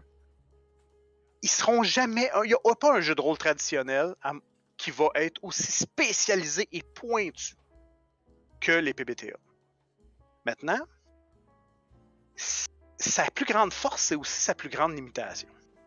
sais, quand on dit justement voir où ça va changer, comment, c'est très difficile. Moi, je trouve ça très le fun à jouer, mais c'est très difficile de soutenir un jeu émergent, trop émergent et tout ça. C'est très difficile de le soutenir sur le long terme. Une campagne, normalement, il y a certains théoriciens des PBTA qui, dans le fond, qu'on parle de 8 parties, ça serait à peu près ce qu'une campagne devrait avoir comme partie. Et là, on est pas mal au maximum. Ah bah, tu m'étonnes quand t'as une intrigue qui tient sur du papier à cigarette, tu peux pas aller trop loin. Hein. Mais tu comprends que c'est exactement... Oh, c'était gratuit, mais... Ouais, c'était gratuit, mais quand on joue au PBTA, l'intrigue, là, on s'en fout, mais tellement. Ouais, c'est pour ça que... C'est ça, les chats. Ouais, mais je suis d'accord. Mais une intrigue, entre toi et moi, OK, regarde le stat. Ce soir, tu vas nous partir une campagne. Je te pose la question. Hypothétiquement, je te dis, vas-y le stat. Ce soir, tu vas me partir une campagne. Ça va être du médiéval fantastique. Et on part une campagne, on va jouer 8 parties. Es-tu capable de faire ça dans l'heure qui va suivre? Je l'ai déjà fait, ouais. Mais je la prépare pendant 1 heure. Donc il y a une préparation. Est-ce que ton intrigue va être... Ah non, t'as pas 1 heure, t'as 15 minutes. Non, mais ta question, ça va être est-ce que ton intrigue va être aussi poussée que ce que tu prépares? Bien sûr que non, d'où l'importance de la préparation. Et c'est pour ça que je préfère préparer, parce que évidemment, ce que tu prépares pendant 4 heures sera plus élaboré, plus poussé qu'un truc que tu prépares en 15 minutes. C'est évident. Tu le prépareras pas en 15 minutes, tu prépareras rien. Tu vas laisser le jeu émergent. Il y a certains jeux qui vont le faire, qui seront pas en mesure de le... Il n'y a rien à préparer. Tu sais, on va jouer, mettons, un Action Movie World. C'est un jeu dans lequel, où tu es Horror Movie World. Moi, je prenais à peu près 1 heure de préparation pour ces jeux-là parce que c'était en actual play, parce que bon, je voulais mettre des images et tout ça. Et c'est les images, moi, qui me prennent du temps. Mais la campagne, ça joue tout seul. Ça se joue tout seul. Maintenant, ça, c'est le très grand avantage. Encore une fois, il faut être capable de se mettre dans la mesure où est-ce que c'est ça que tu as Est-ce que une grande campagne poussée avec une intrigue, est-ce que c'est ça que tu as envie de jouer? Ben, si c'est ça que tu as envie de jouer, le PBTA, c'est pas pour toi. C'est pas interchangeable, le PBTA ou un jeu de rôle traditionnel. Ça n'a pas le même... c'est pas le même jeu, c'est pas la même façon de jouer. Et ça te donne pas le même... Ça te donne pas le même feeling. Mais moi, j'ai une question à te poser, en fait. Alors, c'est un peu embêtant que je te pose cette question au bout d'1 heure. Et du coup, j'arrive pas à voir sur quoi, à part la porte d'entrée du Wokis dans le JDR, où là, il y avait un désaccord de fond, j'arrive pas à voir où on était en désaccord. À part sur des trucs, bah moi, j'aime bien ça et moi, j'aime bien ça. Mais ta manière de définir le PBTA, là, t'arrêtes pas de me dire, bah, le but du PBTA, c'est l'émergence, de l'intrigue, de l'univers, etc. Ouais. Mais je suis d'accord avec toi. Enfin, en fait, j'arrive pas à voir où on était en désaccord de fond, même sur des termes, même sur la désignation. Le seul truc, c'est que moi, je préfère qu'il y ait une intrigue existante, fouillée pour plein de raisons, et là je pense qu'en un quart d'heure, j'aurais pas le temps d'exprimer pourquoi, ça pourrait être l'objet d'une autre discussion, que de l'émergence où je sais qu'à un instant T, en tant que joueur, je sais que le maître du jeu n'a pas plus d'idées que moi de ce qui se passe. Moi, ça me gonfle complètement.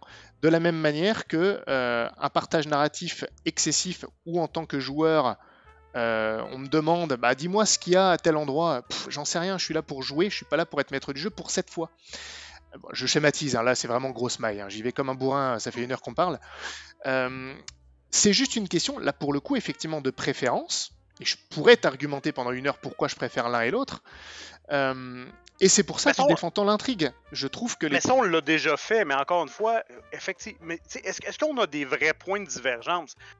Non, peut-être pas. L'idée, je pense pas nécessairement que c'était vraiment de confronter certaines choses. Moi, c'est juste de remettre en place certaines perspectives qui semblent échapper à dire est-ce qu'on est contre, on est pour ou on est contre. On n'a pas à être pour ou à être contre. On a à dire ben c'est une offre. En fait, c'est ça le propos. C'est une offre qui est complètement différente. Moi, je serais pas capable de jouer à que du traditionnel, partir sur des campagnes de 100 parties toujours et qu'on grappille à chaque partie pour être capable d'aller chercher un peu d'informations. Non, mais tu peux faire ça sur un one-shot. Hein. Tu peux faire ça sur un one-shot en 3 heures de jeu. mais ça, moi, vois-tu, des fois, il y a juste des soirées où t'as envie de brasser des dés et de pas te casser la tête. T'as envie juste de partir et de jouer un one-shot ou deux, et ça se termine là, sans intrigue, et à pousser le jeu juste pour voir comment ça va se passer et c'est quoi que ça va développer. Maintenant, ça va pas chercher la même chose. Et ton jeu, les stats, on peut dire ce qu'on veut. Il n'y a pas les mécaniques faites pour ressentir. Puis c'est surtout ça là-dedans. Les jeux de rôle traditionnels n'ont pas de mécanique de relation entre les personnages. Mais alors là, mais je suis d'accord avec toi, mais alors là, par contre, ça, c'est un point pour le coup, enfin, de désaccord en termes de goût. Moi justement, Ouais. je n'ai pas besoin. Franchement, c'est là où je parlais dans ma dernière vidéo satirique. Là, je parle d'extrême codification. Je disais, le PBTA a eu la très bonne idée, excellente, d'avoir quelques règles qui permettent de pousser à la narration. J'ai donné un exemple notamment sur le combat, un truc comme ça. Enfin bref. Mais à pousser cette codification à l'extrême. Et là, à partir du moment où il y a des règles pour la relation entre les personnages, moi je te le dis clairement, ça, de dire que tu as besoin de ça pour ressentir des émotions, non. Alors là, clairement pas. C'est là où je dis... Mais t'es le gars qui a écouté Top Gun et qui pense connaître l'aviation. Non. Il a pas joué le stade. Non. Oh T'as pas... oui. Non. Là, je suis pas d'accord. Là, je suis pas d'accord du tout. Tu peux très bien, par du jeu traditionnel, ressentir des émotions. Les émotions, elles viennent pas principalement par les règles. T'as pas besoin de ça. Mais si je te dis, faut que tu en 2 ou 3 parties, faut que tu sois capable de développer et pousser tes joueurs à développer une relation complexe entre eux. Mais ça se fera par l'histoire, ça se fera par l'histoire, par les personnages. Mais là, c'est là où on n'est pas d'accord. Les règles, ça va être artificiel. La mécanique de relation, là c'est le truc, c'est un jeu de société, quoi. T'as gagné 3 points de réputation, t'as gagné. C'est justement, et c'est presque même plus, c'est ça le paradoxe. C'est presque même de l'ultra-traditionnalisme de Donjons et Dragons. Je crois qu'il y avait une jauge de réputation, des trucs comme ça. Ouais, mais ça n'a rien à voir. Là, t'es dans... Non, mais je schématise volontairement. Avec ça, là. Ouais, mais non. Parce que c'est là où je suis pas d'accord. Là, cette prétention du PBTA à penser que par des règles, tu vas pouvoir créer une histoire plus intense, plus... Franchement, mais non. C'est pas l'histoire. Mais ça n'a rien Ou les relations entre les personnages, peu importe. Oui, ça, oui. Écoute, la stat, moi, je peux te le dire, là. Quand je suis tombé, j'ai joué à beaucoup de PBTA. Je dois en avoir au moins une vingtaine. Depuis 4 ou 5 ans, là, je dois en avoir 20 à 25 en arrière de la cravate. Et il y a certains des jeux là-dedans dans lesquels... Mais c'est le but du jeu. Le but a été pensé de cette façon-là. J'ai eu une partie de Monster Heart où on a été chercher là, des choses que jamais dans ma vie on avait été chercher. Mais c'est pas le but des autres jeux aussi. Tu sais, Donjons et Dragons ou n'importe quel, là, Brigandine, vous êtes récompensé pour... On va se ramener au système de récompense. Ton jeu personnel, toi, tu récompenses avec l'expérience les joueurs? Là, ils vont rire. Moi, je récompense pas mes joueurs. Ils ont un point d'expérience une fois toutes les 4 séances, j'en sais rien. Mais en fait, il n'y a pas de la récompense. C'est justement. Tiens, regarde, excuse-moi, mais je vais essayer, je te promets, d'être synthétique.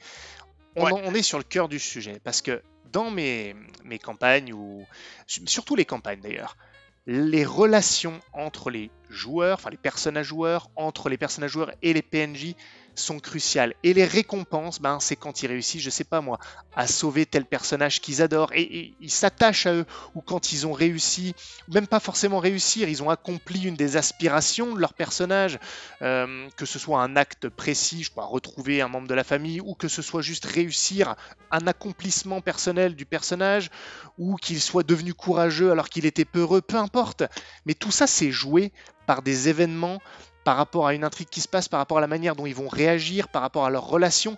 Et ça, c'est pas codifié par des dés, sauf quand, bien sûr, on doit voir si une action réussit ou pas. Je suis pas étranger au jeu, hein. Mais la récompense, c'est surtout au-delà des... C'est pas l'évolution mécanique de j'ai gagné un point de plus en force ou en machin. Franchement, ça, c'est anecdotique dans notre jeu. C'est, voilà, ont-ils réussi à avancer sur ce qu'il voulait, que ce soit une évolution personnelle du personnage, une relation avec un PNJ, une victoire de tel truc, peu importe. Mais c'est ça la récompense, elle est dans le jeu, dans l'histoire. Mais là, on est vraiment. C'est comme la plupart des PBTA ont une relation qui est directement intense face à eux. C'est vraiment. Il y a vraiment cette notion-là qui est directement face à eux, face à chacun des joueurs. Comment ils vont jouer leur relation et ils ont de l'expérience lorsqu'ils développent cette relation-là. Donc, ils sont directement récompensés. La plupart des PBTA, il y en a qui ne l'ont pas. Là. Comme mettons Spirit of 77 où on joue dans les années 70. Y a pas, le but, c'est juste qu'il faut qu'il y ait de la grosse action et tout ça, mais en fait, c'est le but recherché. Mais la grosse majorité des PBTA, ce qu'on veut, c'est développer une dynamique entre les personnages. Brigandine, la campagne qu'on a jouée ensemble, c'est un référent facile entre toi et moi, là. Mais si je te dis, Brigandine, vous avez développé, c'est vrai, une belle relation entre les personnages. C'était très plaisant. Vous êtes des joueurs d'expérience. Ça, il n'y a pas de problème. Ça, c'est fait. Malgré le fait que ce soit pas le but du jeu. Cool. Maintenant, et pourquoi ce serait pas le but du jeu, en fait? C'est là où on diffère. Ouvre-moi Brigandine, là, et trouve-moi à quel endroit dans le livre de Brigandine c'est écrit que c'est le but du jeu. Mais c'est ça la différence. En fait, j'ai compris notre différence. C'est que moi, j'en ai rien à carrer du but du jeu énoncé par le bouquin que je lis. Et bon, c'est peut-être pour ça que je me suis éloigné des bouquins, d'ailleurs, que j'utilise que mon système. Parce que moi, ce qui compte, c'est le but du jeu à la table. C'est quoi le but juste à la table de mes joueurs, de moi? Quel est notre but du jeu? Et on va là, prendre... tu peux pas...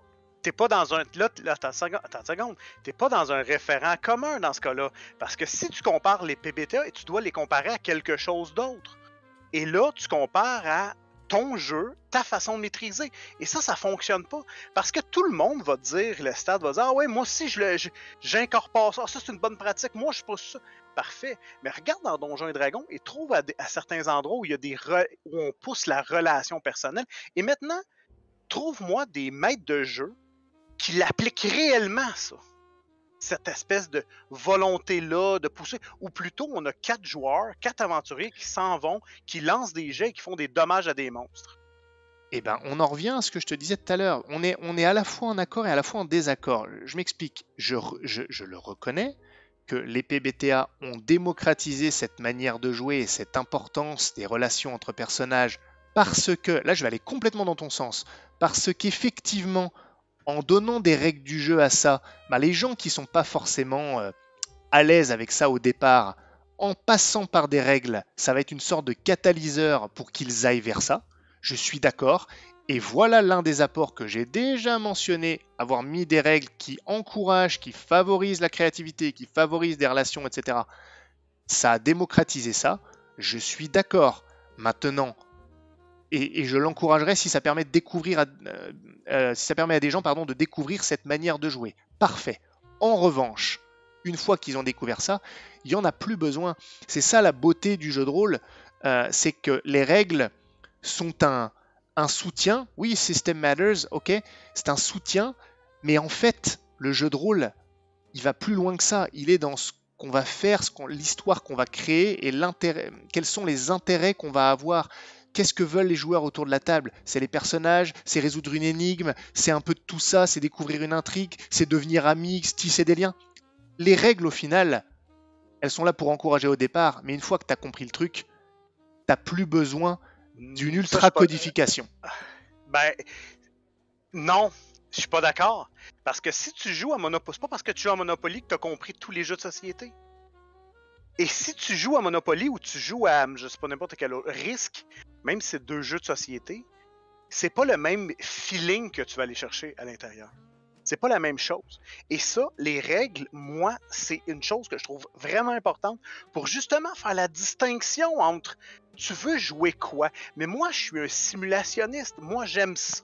Non, mais en fait, c'est ça. Non, mais en fait, tu vois, tu me fais découvrir un truc. Non, mais attends, je suis en train de réaliser un truc en t'écoutant. T'as raison, en fait. Mais là, je découvre. Mais en fait, pour aimer les PBTA, en fait, il faut être un simulationniste. C'est vraiment c'est presque du tout règle, on doit tout codifier. La relation entre les personnages, faut qu'il y ait une règle. Et ça, pour toi, j'essaie de me mettre à ta place, ça va améliorer ton expérience partons du principe que Ben, pour cette partie, tu veux... ça va me donner l'expérience que je veux. Parce que, gars, je te donne un exemple très simple. Je suis pas d'accord. Mettons qu'on joue à un jeu. Mettons qu'on est 4 joueurs, OK? Attends, je vais te donner un exemple très, très concret. On va jouer à un jeu comme... Ah tiens, Fellowship. Fellowship, c'est un PBTA qui simule le Seigneur des Anneaux. OK? On pourrait...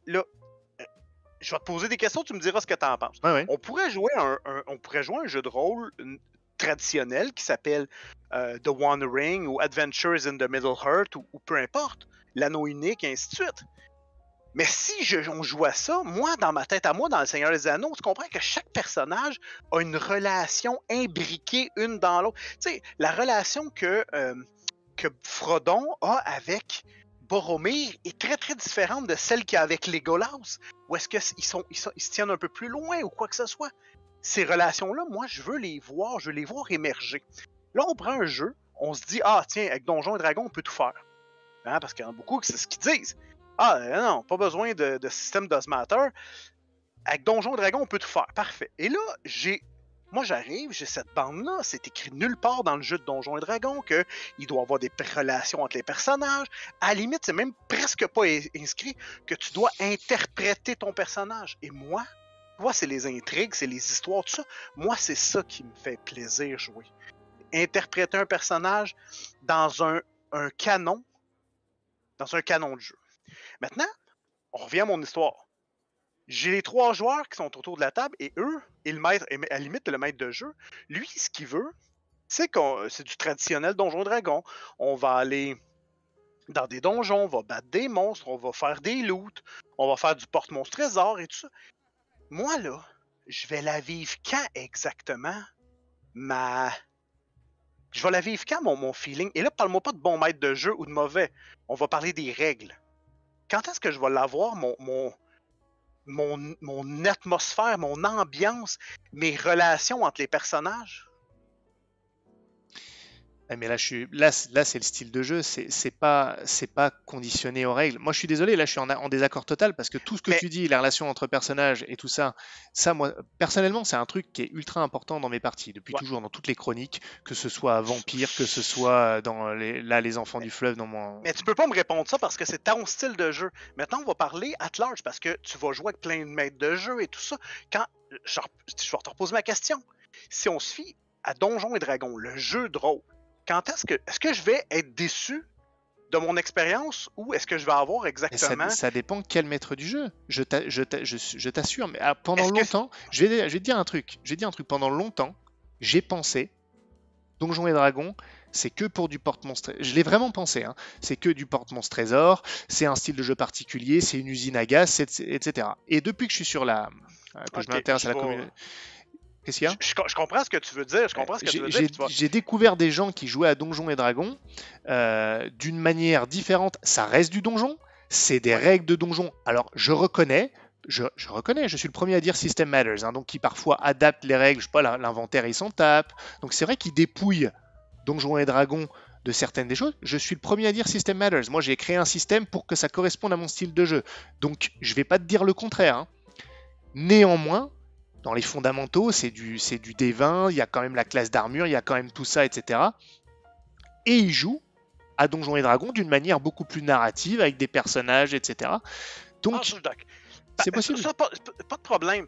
Mais encore une fois, si... Là, ok, d'abord, je vais changer ma question. Tu vas comprendre où je vais en venir. Si la récompense, c'est de l'expérience, parce que tu as vaincu des challenges, parce que tu as tué des monstres et que tu as vaincu des donjons et tout ça, les joueurs vont vouloir faire quoi, en fait, dans un jeu comme ça? Je comprends pas ta question. Si on joue à Donjons et Dragons, et que l'expérience, la récompense que je te donne, c'est par rapport au fait d'avoir par rapport à compléter des donjons, parce que tu as tué des monstres, parce que tu as été chercher des trésors.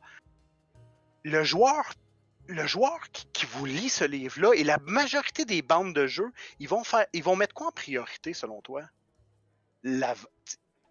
Non mais en fait j'ai compris notre différence et je vais t'accorder un truc. Tu sais, je pense que moi aussi j'ai un biais sur un truc, c'est que toi tu prends les livres. Non mais on discute pas du même truc en fait. On est pas sur le même plan. Toi tu discutes et je pense qu'on va pouvoir finir là-dessus. Ça fait 1h17. Et je vais finir par t'accorder un truc. Toi tu prends le jeu tel qu'il est et testes tout ce que tu peux lire dedans. D'accord? Et tu le vois comme ce jeu-là me dit comment je vais devoir y jouer. Ok, je peux comprendre ça. Mais c'est vrai que, et je m'en rends compte à mesure qu'on discute, moi j'ai un biais de différence. C'est vrai que, et c'est peut-être le fait que j'utilise plus de livres de règles maintenant montre peut-être ça, qu'en fait je me suis complètement séparé de ces trucs-là. Parce que moi je fais plus ça maintenant. Et tu vas dire oui c'est ton style de jeu, ben peut-être, c'est peut-être pour ça qu'effectivement on parlait pas de la même chose. Moi je pense qu'on peut, ce qui compte c'est l'histoire, c'est ce qu'on a envie de jouer autour de la table et on peut partir d'une base qui est un livre et on n'est pas obligé en jeu de rôle, et c'est ça pour moi la beauté d'un jeu de rôle par rapport à un jeu de société, c'est que le livre de règles est une base. Alors si on s'en décroche complètement, qu'on fait l'opposé de ce que dit le bouquin complètement, et je vois pas comment on peut faire complètement l'opposé, bon bah c'est vrai que ça n'a pas de sens de prendre ce bouquin comme base, mais on peut très bien avoir un bouquin qui est une base, s'en éloigner un peu et rester dans le même jeu et l'adapter à l'expérience qu'on veut avoir. Ben, dans ce cas-là, c'est ça. On parlait de système does matter, mais ça, dans ce cas-là, c'est pas système does matter. Ça veut dire système, on peut le modifier et on fait ce qu'on en veut. Le stat, moi ce que je vais. Ben oui. Ben, dans ce cas-là, c'est pas système. Bah si, si, justement. Ah bah si, ben si. non. Bah si, puisque si tu l'adaptes, c'est que t'as des raisons de l'adapter. Non, parce que sinon, si. c'est. Dans le système does matter, ce que ça veut dire, c'est que si tu l'adaptes, si tu fais ce qu'on appelle la compensation, c'est parce que ça veut dire que tu n'as pas le bon jeu entre les mains pour avoir l'expérience que tu veux. Et là, je fais attention parce qu'il est possible d'inventer un jeu complètement. Et ça, c'est correct. Mais si tu prends Donjons et Dragons, tu prends la moitié des... Hey, là, ça, c'est d'autres choses. Mais attends une seconde, je vais juste terminer là-dessus. Donjons et Dragons, il va te récompenser par rapport au point d'expérience de monstres, de trésors, tout ça. C'est certain que quelqu'un lit ce jeu-là, va faire jouer, dans le fond, il va faire jouer Donjons et Dragons. Les gens vont, ici, ils jouent à ça, c'est parce qu'ils veulent faire du adventuring. Je dis pas qu'ils peuvent pas faire d'autres choses, mais si tu lis de Fellowship ou un autre jeu de rôle à saveur PBTA, où est-ce on te récompense pour développer tes relations entre joueurs, ben le jeu, c'est plus faire du adventuring, c'est faire des relations entre joueurs. Et là, t'as pas besoin d'NPC pour faire du roleplay, ça se fait entre joueurs. Et c'est là que le PBTA prend sa force et c'est là la particularité du PBTA, parce que lui, il vient directement récompenser quand des joueurs développent les relations entre eux.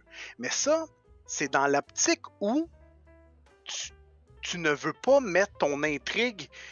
Ton intrigue va devenir peut-être accessoire, ça sera pas ça, le spotlight sera pas nécessairement sur l'histoire qu'on veut aller chercher. On va mettre le spotlight sur vraiment les joueurs qui jouent entre eux et qui développent l'histoire et l'intrigue, mais d'une façon émergente. Maintenant, tu sais, moi, on peut en parler tout le temps, mais tu sais, si on joue, j'ai l'impression, dans le fond, Lestat, toi, ce que tu fais, puis c'est sûrement correct, là, moi, je juge pas ça, c'est que toi, dans le fond, le règle, c'est comme une base de soupe aux tomates, et tu rajoutes les ingrédients que tu veux pour faire le feeling que tu as envie.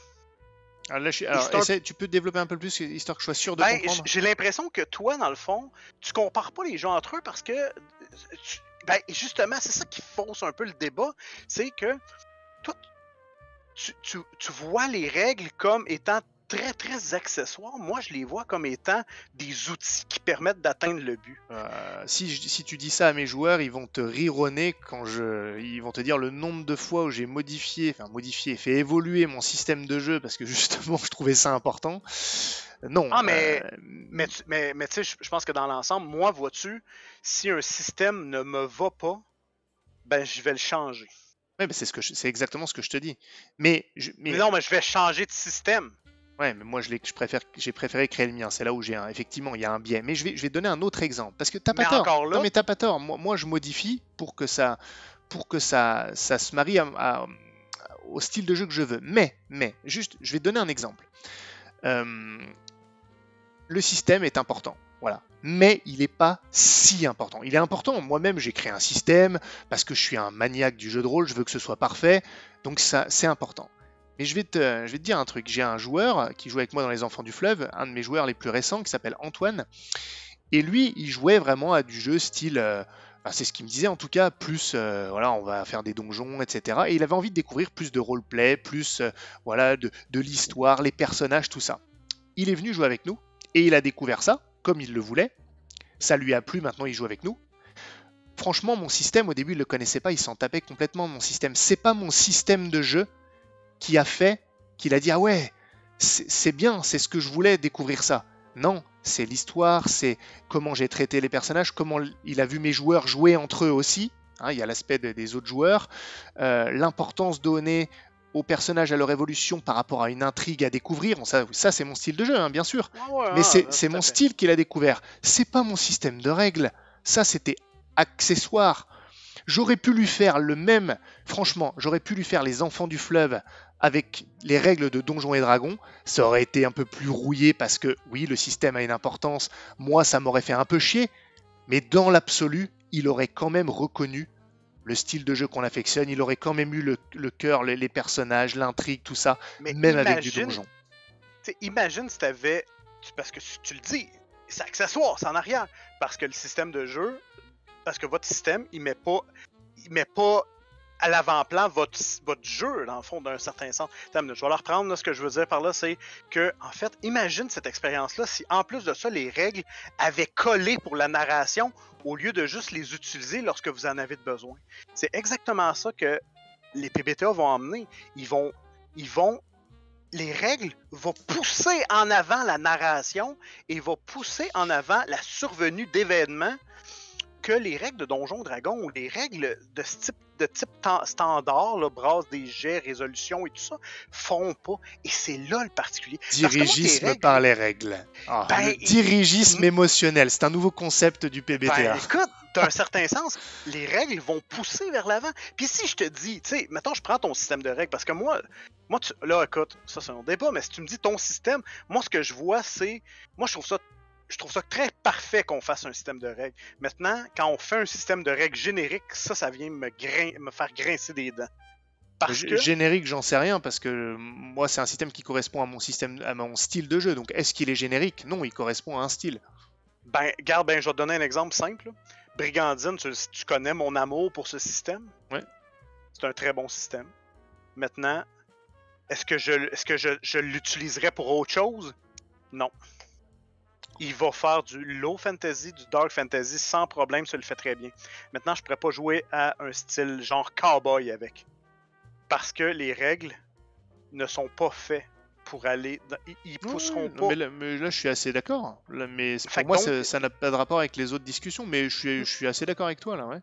Ben, ça a rapport parce que chaque PBTA a des moves, a une façon d'appréhender le jeu qui est directe. Tu sais, regarde bien, Monster Heart, là, il y a un sex move. Est-ce que tu as besoin de sex move dans ta partie? Sex move. Et après, il me dit que c'est pas lié à toute la mouvance. Bon, il est 1h25, je pense qu'on va pas relancer un débat. mais là, honnêtement, Mais écoute, sais-tu quoi? L'estat, Gabin, ça. Là, deux choses en terminant. Je vais devoir vraiment y aller. C'est pas que je veux fuir le débat, mais ça fait 1h25. Il est 11h15 chez moi. Je sais. Ma femme va me tuer. Très rapide en finissant, deux choses. La première, pour les sex moves, là, je n'ai pas lancé ça gratuitement. Dans Monster Heart, ça a une importance capitale parce que c'est vers ça qu'on va. Vois-tu, dans d'autres jeux, on n'aurait pas voulu. C'est pas nécessaire, mais dans Monster Heart, c'est parce que ça fait partie du jeu et c'est mécanisé d'une certaine façon. Et la deuxième chose... Attends, juste excuse-moi, moi aussi, juste un dernier truc. En fait, c'est juste là notre différence, c'est que moi, je pense que tout ne doit pas être mécanisé dans le jeu de rôle. Et les relations entre les personnages, pour moi, n'ont pas besoin d'être mécanisées. J'ai vécu des expériences de jeu de rôle, surtout en tant que maître du jeu, mais en tout cas voir les joueurs incroyables à ce niveau-là, et il n'y a jamais eu besoin de mécaniser une relation. Et je pense que... Avec les bonnes règles, elle aurait été encore meilleure. Ah, je ne ta pense pas. relation. Eh ben justement, je ne pense pas. Je pense que ça aurait Ah. rajouté des règles. Là où on essaye, nous, d'avoir des règles plus épurées, justement, qui sont importantes, mais suffisamment discrètes. Je dis toujours, il faut que les règles, elles sont importantes, mais qu'elles soient suffisamment discrètes pour laisser la place à la narration. Or, si tu veux codifier les émotions, les relations entre personnages, les règles vont prendre trop de place. C'est Non, ça ils vont pousser. Des bonnes règles vont pousser en avant ta relation. Ils vont amener des surprises, ils vont amener des rebondissements. Ce que la narration est limitée par Mais l'imagination. tu viens de le dire, elles vont amener des surprises, y compris dans les relations des personnages. Ça veut dire que les Ouais. règles, les dés vont dicter l'évolution de la relation des personnages. Et ça va à l'encontre de ce que je souhaite. C'est les Mais dans ce joueurs qui cas-là, doivent choisir. Ouais, vois-tu? Là, on n'est pas d'accord. Et la deuxième chose que je vais te dire, c'est que là, tu parles des PBTA, toi puis Ligos, surtout Ligos, là, que des fois, il critique comme un vieux réactionnaire. Mais on est des vieux. cocaïnomane. Non, Oh, ouais. on est des vieux réactionnaires et on assume. Moi, je vais vous dire, savez-vous quoi? Je peux plus tolérer que vous deux, là, vous Comment vous ça, tu ne parliez peux plus d'aviation. tolérer? Ah, l'intolérance du wokisme, Ouais, voilà. du jeu alternatif. T'es cancellé, Je suis le stat. cancellé. Non, mais écoute bien. Ce que je vais faire avec vous, c'est que je peux plus tolérer que vous fassiez de l'aviation. Vous pensiez connaître l'aviation parce que vous avez écouté Top Gun. Je vais vous faire jouer à un PBTA. Mais vous devez me promettre quelque chose. C'est de l'aborder avec l'esprit ouvert dans le cadre d'une expérience qui n'est pas destinée à remplacer votre pratique, J'ai bien compris, traditionnelle. Moi, je suis vais, pour. Hein. et on va y aller dans quelque chose de très PBTA-esque. Ça va être, on va faire du Action Movie World dans lequel on va émuler un film d'action des années 80. OK? Oui, bien sûr. Bah, écoute, pas de problème. À la Commando. À la... ça me parlera plus qu'Aligos, je pense, mais pour le thème. Mais oui, ça me va bien. Mais on va faire ça, puis je vous propose en fait à vous deux, puis on pourra voir s'il y a un troisième joueur qui veut se greffer, que ce soit Christophe ou quoi que ce soit. On va essayer de faire ça rapidement et on briefera Ligos qui viennent avec l'idée, lui-ci, d'essayer quelque chose. Parce que moi, du PBTA, je ne suis pas capable de que jouer à du PBTA. Ça me prend une campagne traditionnelle assez régulièrement. Et le PBTA, souvent, il vient jouer le tampon entre les deux. Quelque chose de rapide, une expérience complètement différente qui me permette de changer le mal de place. C'est vraiment ça l'idée du PBTA. Pour moi, voilà. Eh bien, écoute, avec plaisir. Cool, on fait ça. Avec plaisir. Rapidement, je sais pas, parce que comme je t'ai dit, voilà, ça intéresse personne, mais je risque de pas être disponible avant la seconde moitié de mars pour d'autres options. Ouais, je vais avoir des travaux chez moi qui font que ma salle de sport, qui est là aussi où je fais du jeu de rôle, c'est très bizarre, je sais, c'est alternatif, comme dirait l'autre, va être condamnée pour 2 semaines à partir du 28 février. Donc, je vais pas pouvoir jouer. Non, mais de toute façon, le temps qu'on mette ça en place, ça pourrait être bon. Fait que donc, on va se faire ça, puis mais on s'en reparle de toute façon. On va lancer ça et de toute façon, on demandera à notre français, de service, Pilule Rouge, de nous diffuser ça. Ça marche. En fait, dans cette optique-là, ça va être moi le Québécois de service parce que je risque d'être avec juste des. Ah non! Ouais, c'est horrible, hein? C'est horrible. Ouais, c'est ça. Je vais être obligé de me limiter sur les inquisiteurs. Tu commences à avoir l'habitude avec les inquisiteurs quand même. On est beaucoup de Français. Hein. On est beaucoup de Français. Ouais. Tant que vous me sortiez pas des trucs comme des tankarvilles, des trucs comme ça, je vis bien. D'accord, bon allez, ça sera le mot de la fin, mais pas de problème. Bon, ça fait 1h30. Merci beaucoup en tout cas, comme d'habitude, Dany, pour cette discussion. Et puis, bah, effectivement, on donne suite à ta proposition et on refait un bilan après. Voilà! Excellent. Allez, merci à tous, à bientôt pour la prochaine vidéo.